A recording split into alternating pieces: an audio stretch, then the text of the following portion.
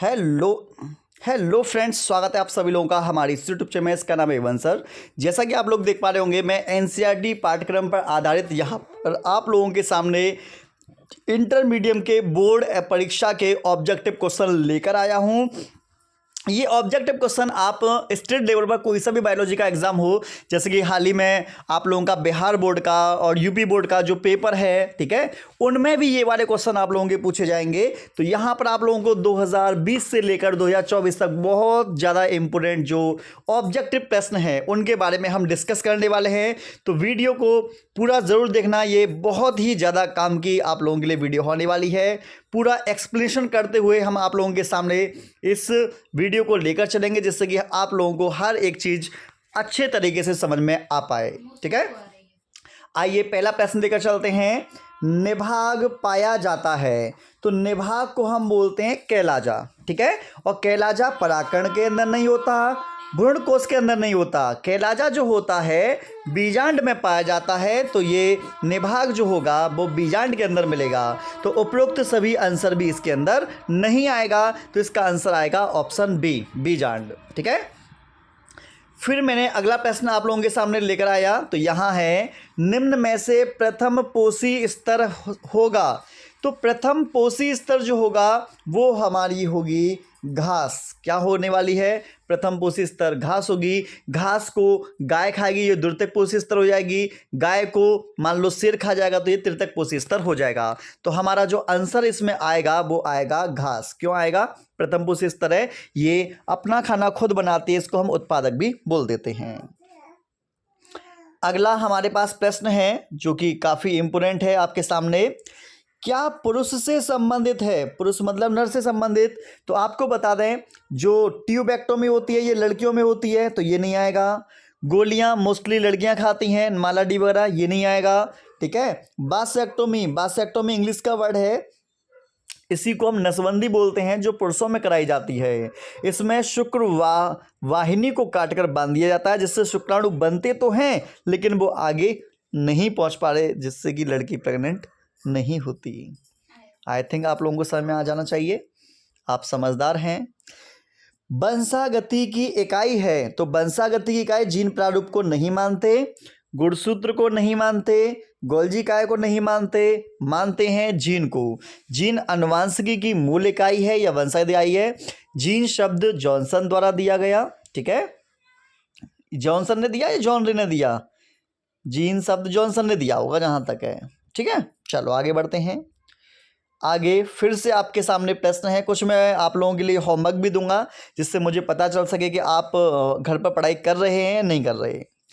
आपको क्या काम करना है? अनिषेक जनन होता है। जब बिना निषेचन के जीवों का निर्माण होता है उसे अनिषेक जनन कहा जाता है। रोटी फर्श में देखने को मिलेगा, मधुमक्खियों में, नर मधुमक्खी में देखने को मिलेगा, टर्गियों में, टर्गी पक्षी होते हैं इनमें देखने को मिलेगा। तो आप बोलेंगे उपयुक्त सभी में देखने को मिलेगा। 95% अगर बायोलॉजी में आपको ये सभी दे रखा है तो आपका आंसर ये सभी आएगा। ऐसा नहीं 100% नहीं बोला मैंने कि 100% आएगा। ठीक है, देखो, निम्न में से कौन सा कथन प्रभाविता के नियम के लिए सही है? कारक जोड़े में होते हैं, तो हाँ होते हैं। लक्षणों का निर्धारण कारक नामक इकाइयों द्वारा होता है, तो होता है। यदि कारक जोड़े के दो सदस्य समान हो तो इनमें से एक कारक दूसरे कारक पर प्रभावी होता है, तो बोलेंगे ये भी ठीक है। तो आंसर आएगा उपयुक्त सभी। जैसा कि मैंने आप लोगों को बताया था कि अगर किसी प्रश्न में आंसर ये सभी है तो 95% चांस है कि आपका आंसर वही होगा। ठीक है, आगे मैं आप लोगों के सामने लेकर चलता हूं प्रश्न को। निम्न में से कौन पादपों के साथ सहजीवन संबंध स्थापित करते हैं? तो आपको बता दें, राइजोबियम मटर कुल के पौधों की जड़ों के अंदर पाया जाता है। मटर कुल को दलहनी कुल में या राइजोबियम कुल में रखते हैं, जो नाइट्रोजन का स्थिरीकरण करता है, जिससे पौधे को नाइट्रोजन मिल जाती है। माइकोराइजा जो होते हैं ये उच्च पादपों की जड़ों के साथ संबंध बनाते हैं। तो जो कवक है वो पौधे को फास्फोरस खनिज लवण देते हैं और पौधे कवक को भोजन देते हैं, तो इसे माइकोराइजा संबंध बोलते हैं। तो हमारा आंसर आएगा फोर्थ वाला, फर्स्ट और सेकंड दोनों। ठीक है, कौन सा एंजाइम डीएनए को विशिष्ट जगह पर काटते हैं? तो काटना आ जाए, तोड़ना आ जाए, बात एक ही है। तो आपको बता दें एक्सोन्यूक्लियस बाहर से काटेगा, ठीक है। यहाँ पर जो आंसर आएगा वो आंसर आएगा आप लोगों का एंडोन्यूक्लियस। एंडोन्यूक्लियस को डीएनए की आणविक कैंची, डीएनए का रासायनिक चाकू भी कहा जाता है। ये डीएनए को तोड़ने का, काटने का काम करता है, ठीक है। उपयुक्त सभी इसमें आंसर नहीं आएगा, क्योंकि पॉलीमरेज एंजाइम जो होता है वो डीएनए को बनाने वाला एंजाइम होता है, ठीक है। आइए आगे हम आपको और प्रश्न दिखाते हैं। देखिएगा, एंड्रोजन स्रावित होता है। तो एंड्रोजन जो स्रावित होगा, एंड्रोजन में एक हार्मोन आता है जिससे बोलते हैं टेस्टोस्टेरोन हार्मोन। ये लीडिंग कोशिकाएं जो होती हैं, पुंजन कोशिकाएं जो होती हैं, उनसे निकलता है ना। तो इसका आंसर ए आएगा। सर्टुली कोशिकाएं जो होती हैं वो शुक्राणु को पोषण देने का काम करती हैं, तो ये पोषण से संबंधित है, ठीक है, ठीक है। आगे समय में कौन सा आनुवांशिक विकार, विकार का मतलब होता है बीमारी, 21वें क्रोमोसोम मतलब 21वें गुणसूत्र की ट्राइसोमी, त्रिसूत्रता को ट्राइसोमी बोलते हैं, ठीक है, उसके कारण होता है। तो आइए देखते हैं। क्लाइनेफेल्टर सिंड्रोम जो होता है 44+XXY होता है, ठीक है। इसमें लिंग गुणसूत्र एक बढ़ जाता है। जबकि टर्नर सिंड्रोम 44+XO, इसमें कुल गुणसूत्र की संख्या जो होती है 45 होती है, मतलब एक गुणसूत्र कम हो जाता है, ठीक है। जबकि डाउन सिंड्रोम जो होता है, डाउन सिंड्रोम तब होता है जब 21वीं जोड़ी में एक गुणसूत्र बढ़ जाता है, तो हो जाती है डाउन सिंड्रोम। इसी को मंगोलियाई जड़ता बीमारी बोलते हैं। थैलेसीमिया बीमारी जो है, इसको मैं क्लास में डिस्कस आप लोगों के साथ करने वाला हूँ आगे। आइए आगे बढ़ते हैं। निम्नलिखित में से किस रोग की पुष्टि विडाल परीक्षण के द्वारा हो जाती है? देखो, विडाल परीक्षण इंग्लिश का वर्ड है, और आपको बता दें ये जो विडाल परीक्षण जो होता है वो कराया जाता है टाइफाइड में। किस में कराएंगे? टाइफाइड में कराएंगे, मोतीजरा या आंत्र ज्वर भी इसको बोलते हैं, ठीक है ना। मलेरिया प्लाज्मोडियम परजीवी से होता है। अमीबे पेचिस एंट अमीबा हिस्टोलिटिका से होती है। और फाइलेरिया बुचेरिया ब्रोंकोप्टी से होता है। साल्मोनेला टाइफी से होता है टाइफाइड, और टाइफाइड की जो पुष्टि की जाती है विडाल परीक्षण के द्वारा की जाएगी। आनुवांशिक रूपांतरण के संबंध में कौन सा कथन सत्य है? सत्य बताना है। आनुवांशिक रूपांतरण फसलों को सूखा, ठंड के प्रति अधिक सहिष्णु बनाता है, ठीक है, सही है।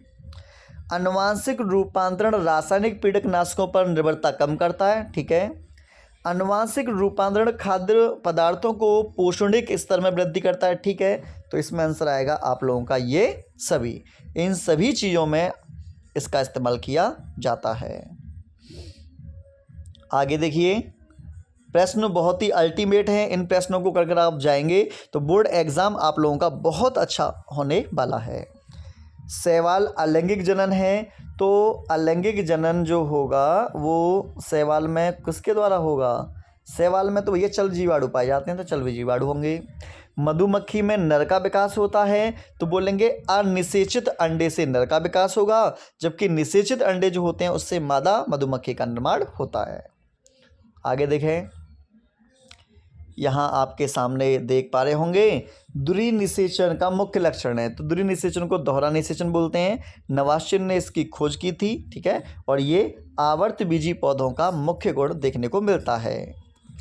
जेनेटिक इंजीनियरिंग का उपयोग होता है। जेनेटिक इंजीनियरिंग को ही जीन इंजीनियरिंग या आनुवांशिक इंजीनियरिंग कहा जाता है। कृषि के क्षेत्र में इसका इस्तेमाल कर चुके हैं, चिकित्सा में भी इस्तेमाल करते हैं, वैक्सीन में निर्माण में भी करते हैं। तो आंसर हमारा आएगा इन सभी में, ठीक है। किस में आएगा? इन सभी में जेनेटिक इंजीनियरिंग का उपयोग किया जाता है। आगे देखो, अगला है जीवों के अस्तित्व को सबसे बड़े खतरे का कारण है। तो सबसे बड़ा जो खतरा इस समय है वनों का कटाव, क्योंकि वनों को लगातार बहुत तेज़ी के साथ काटा जा रहा है, जिसके कारण वन जो हैं विनाश होता जा रहा है, विनाश। आगे देखिएगा, निम्न में से कीट परागण किसमें है? बायोलॉजी की घुट्टी अगर हमारी आप लोगों के पास किताब है तो उसमें आप लोगों को अंजीर और साल्विनिया मिल जाएगा, जो कि ऐसे पौधे होते हैं जिनमें कीट परागण होता है, जबकि हाइड्रिला और वेलिसनेरिया ऐसे पौधे होते हैं जिनमें जल परागण होता है। ठीक है। अनाज वगैरह जो होते हैं उनमें वायु परागण होता है। अनिषेक जनन होता है। अनिषेक जनन जो होता है वो मुख्यतः होगा मधुमक्खियों में। कितना होगा? मधुमक्खी, वो भी नर मधुमक्खी में, ये भी ध्यान रखना। आगे बढ़ता हूँ मैं। प्रश्न ऐसे ऐसे लेकर आया हूँ कि आप सोच भी नहीं सकते, इतने खतरनाक हैं। यदि किसी पौधे की पत्ती में कोशिकाओं की गुणसूत्रों की संख्या 24 है, 24, ठीक है, तो 2n बराबर 24, तो n से हम n बराबर कितना आएगा? 12। हमसे पूछा है भ्रूणपोष में गुणसूत्र की संख्या बताओ। भ्रूणपोष होता है त्रिगुणित, तो 3 का बारे में करेंगे, तो 12 तिया 36, तो 36 आंसर ये रहा हमारा। ठीक है ना। आइए आगे बढ़ता हूँ। ये तो थोड़ा यूनिक क्वेश्चन लग रहा है। यूनिक क्वेश्चन का मतलब मैंने जैसा कि आप लोगों को वादा किया था कि मैं आप लोगों के लिए होमवर्क का क्वेश्चन दूंगा, तो ये वाला क्वेश्चन आप लोगों के लिए होमवर्क का है। इसे आप पढ़िए और इसका आंसर दीजिए। ठीक है। एडिज एजिप्टाई वाहक है, तो एडिज एजिप्टाई मच्छर के कारण एक बीमारी होती है, उस बीमारी को हम बोलते हैं डेंगू। क्या बोलते हैं? डेंगू। डेंगू बुखार जो होता है एडिज एजिप्टाई के कारण होगा। द्विसंकर टेस्ट क्रॉस का अनुपात है। द्विसंकर टेस्ट क्रॉस का अनुपात आपको मैं 2 ऑप्शन दे रहा हूँ, दोनों में से आप टिक करके बताना। या तो आपका आएगा ये वाला या आपका आएगा ये वाला, तीसरे या चौथे में से आंसर है आपका। आप करेक्ट कमेंट करके बताइए कि इन दोनों में से कौन सा है। आगे बढ़ता हूँ मैं। आगे देखिए, पुष्पीय पादप का कौन सा भाग आगुणित है? आगुणित मतलब एन है, तो जड़ द्विगुणित होती है, पत्ती द्विगुणित होती है, नरयुग्मक अगुणित होता है, युग्मनस द्विगुणित होता है। तो हमारा अगुणित पूछा है तो बोलेंगे नरयुग्मक। नरयुग्मक हो गया, मादा युग्मक हो गया, जहां युग्मक शब्द आ जाए समझ जाना वो अगुणित होगा। आगे नेक्स्ट प्रश्न, विश्व पर्यावरण दिवस कब मनाया जाता है? तो ये तो बहुत सिंपल है, 5 जून को मनाते हैं। कब मनाते हैं? 5 जून को। ठीक है। और 1 दिसंबर को मनाते हैं विश्व एड्स दिवस। क्या बनाएंगे? विश्व एड्स दिवस। पेनिसिलिन, इसी को 4 लाख की गोली कहते हैं। पेनिसिलिन की खोज किसने की थी? तो बोलेंगे अलेक्जेंडर फ्लेमिंग ने। किसने की? अलेक्जेंडर फ्लेमिंग ने की थी। जबकि रामदेव मिश्रा जो थे हमारे इंडिया के वैज्ञानिक थे जो पारिस्थितिक तंत्र से संबंधित इन्होंने अपने काम को दिया था। आगे देखते हैं। मोस्ट इम्पोर्टेंट हैं सारे क्वेश्चन, यूनिक प्रश्न हैं। निम्न में से कौन सा भाग ये है, निम्नलिखित में से कौन सा एक आभासी फल नहीं है? सेब, स्ट्रॉबेरी, अखरोट ये तो आभासी फल होते हैं, लेकिन जो आम जो होता है ये होता है सत्य फल। कैसा है? सत्य फल है। चलो आगे देखो। प्रोटीन संश्लेषण के प्रारंभ हेतु प्रारंभिक प्रकूट है, तो AUG जो होता है वो प्रारंभ कूट की कैटेगरी में आता है, जो मेथियोनिन एमिनो अम्ल को कूट करने का काम करता है। अगला, निम्नलिखित में से कौन सा एक जैव निम्नीकरणीय पदार्थ है? तो जैव निम्नीकरणीय पदार्थ में आएगा वाहित मल, क्योंकि कचरा, एस्टोबेस्ट, प्लास्टिक ये नहीं ब्रेक होंगे सूक्ष्म जीवों द्वारा, लेकिन वाहित मल जो होता है वो ब्रेक हो जाता है। घड़ियाल पुनर्वास केंद्र कुकरेल स्थित है, तो ये कहाँ पर है? तो बोलेंगे लखनऊ के अंदर है। ठीक है। लखीमपुर खीरी में कौन सा होता है? तो बोलेंगे दूध राष्ट्रीय उद्यान। आगे देखो, दोहरा निषेचन होता है, तो दोहरा निषेचन जो होता है वो आवर्त बीजी पौधों में होता है, एंजियोस्पर्मी में। ठीक है ना। विषाणुओं का आनुवांशिक पदार्थ है, या तो DNA अथवा RNA। DNA अथवा RNA में से कोई एक आता है इसमें। पेपर में आ चुका है, अभी भी आने की पूरी क्षमता है इसकी। श्वेत रुधिर कणिकाओं के अति उत्पादन के परिणाम स्वरूप होता है, तो जब श्वेत रुधिर कणिकाएँ जो होती हैं ज़्यादा बढ़ जाती हैं तो एक बीमारी होती है, उसे बोलते हैं ल्यूकीमिया। ल्यूकीमिया बीमारी जो होती है इसको ब्लड कैंसर कहा जाता है। ठीक है। DNA के रासायनिक चाकू हैं। DNA के रासायनिक चाकू वो होंगे जो DNA को काटने का काम करेंगे, तो DNA का काटने का काम जो करता है वो एंडोन्यूक्लियस एंजाइम करेंगे। ये एंजाइम होते हैं आगे बढ़ते हैं। अभी हमारी वीडियो थोड़ी बड़ी है। आवर्तबीजी पौधे में भ्रूणपोष होता है। बोर्ड एग्ज़ाम में ये पिछले 4 साल से लगातार आ रहा है। तो ये हमारा आएगा त्रिगुणित। त्रिगुणित आ जाए, देखो द्विगुणित 2n, त्रिगुणित 3n और अगुणित n। ठीक है, तो भ्रूणपोष जो होता है त्रिगुणित होता है। मंगोली जड़ता किसके कारण होती है? तो मंगोली जड़ता जो होगी वो होगी 21वें जोड़ी में अलिंग गुणसूत्र की त्राधिक सूत्र। इसको हम इंग्लिश में ट्राइसोमी बोलते हैं। क्या बोलेंगे? ट्राइसोमी। तो जब ट्राइसोमी हो जाएगी तो टोटल गुणसूत्र जो होते हैं इसमें 47 हो जाते हैं। आगे देखिए, हड्डी तोड़ बुखार बार बार पेपर में रिपीट हो रहा है, तो इसे पढ़ के जाना। एडिस मच्छर के कारण डेंगू बुखार या हड्डी तोड़ बुखार होगा। क्यूलेक्स मच्छर से हाथीपांव होगा। एनाफिलिस मच्छर से मलेरिया होगा। आनुवांशिक रूपांतरित पौधा है कौन सा पौधा? बीटी कपास, बीटी मक्का, गोल्डन राइस, ये तीनों ही पौधे ऐसे होते हैं जो कि आनुवांशिक रूपांतरित पौधे हैं। तो इसका आंसर आएगा इन सभी में, क्योंकि इन सभी को आनुवांशिक रूपांतरण के द्वारा बनाया गया है। आगे ये देखो, फिर से आ गया प्रश्न आपके सामने। भ्रूणपोष की कोशिकाएं होती हैं तो कैसी होती हैं? त्रिगुणित। मेंडल के एक एकल संकर क्रॉस में मटर के लंबे बौने पौधे का जो फिनोटाइप अनुपात है वो क्या आएगा? तो लंबे और बौने, 3 लंबे पौधे होंगे, 1 बौना पौधा होगा। टाइफाइड के रोगजनक का नाम? तो टाइफाइड बीमारी जो होती है वो होती है साल्मोनेला टाइफी जीवाणु से। ठीक है, निम्न में से कौन सा जीवाणु जनित रोग है जो जीवाणु से होगा? हाथीपांव नहीं होगा, पायरिया नहीं होगा, पोलियो नहीं होगा। अतिसार बीमारी जो होती है वो जीवाणु के द्वारा होती है। नेक्स्ट आपके सामने है प्रश्न, बहुत लाजवाब हैं। जल परागित पादप का नाम? तो जल परागित पादप जो होता है वो होता है हाइड्रिला। कौन सा कूट फल है? कूट फल जो होता है मतलब असत्य फल, असत्य फल होता है सेब।